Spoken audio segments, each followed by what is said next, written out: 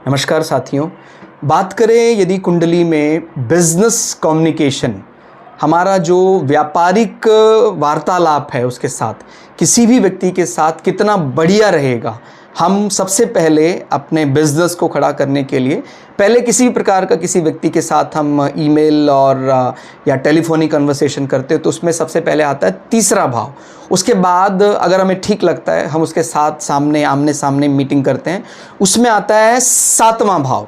और फिर फाइनली जब हमें लगता है कि ये हो गया है बढ़िया, तो हम फिर उसके साथ एक बड़े नेटवर्क के लिए 11th हाउस को, माने 10 और 1 11वें भाव को, और ये तीनों ही काम पूर्ति में माने जाते हैं। माने कुंडली में आप देखेंगे तीसरा भाव, 7वां भाव और 11वां भाव।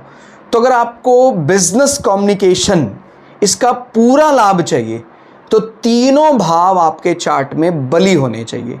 किसी कारण से आपका हो सकता है तीसरा भाव इतना ज़्यादा प्रोएक्टिव नहीं है, इतना बली नहीं है, उसका स्वामी बली नहीं है, तो आप 7वें भाव से भी काम चला लेते हैं।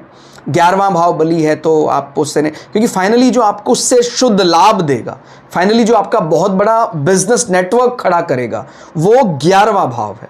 यानी तीनों काम त्रिकोणों में यदि हम देखें तो जो 11वां भाव है वो आपकी इच्छा की पूर्ति है। और तीनों काम त्रिकोण में एक प्रकार से इच्छाओं के लिए 11वें भाव को सबसे ज़्यादा महत्ता दी जाती है। और इनडायरेक्टली 11वां भाव हमारे पिता के भाई, माने हमारे चाचा ताऊ, हमारे प्रिय मित्रों को, हमारे उम्र में बड़े भाई बहनों को भी रिप्रेजेंट करता है। तो इसका एक माने एक प्रकार से रेमेडी भी हो सकता है कि अगर मैं किसी बिजनेस कम्युनिकेशन में मेरा शुरुआती पार्ट बहुत बढ़िया है, मेरा बिजनेस मीटिंग भी बहुत बढ़िया है, फाइनली जब उसको हम कैश प्रॉफिट इस प्रकार में कन्वर्ट करते तो कुछ चूक रहती है। तो 11वां भाव यानी हमारे विश्वास पात्र मित्रों की संख्या ज़्यादा बढ़ानी चाहिए। पिता के भाइयों को दिया गया रिस्पेक्ट वो हमारे 11वें भाव को बल दे रहा है। इसी प्रकार से आप समझ सकते किसी भी काम त्रिकोण में इस ट्राइन में, माने 3rd house, 7th house, 11th house में कहीं भी समस्या है तो उसके जो दूसरे पॉजिटिव प्रायवाची, माने अगर आपको लग रहा है कि मेरे इनिशिएटिव, मेरे ईमेल और मैसेजिंग को लेकर वो ज़्यादा प्रभावित नहीं होता है, तो हम जो भी हमारा पार्टनर उसका 3rd हाउस प्रोएक्टिव होना चाहिए।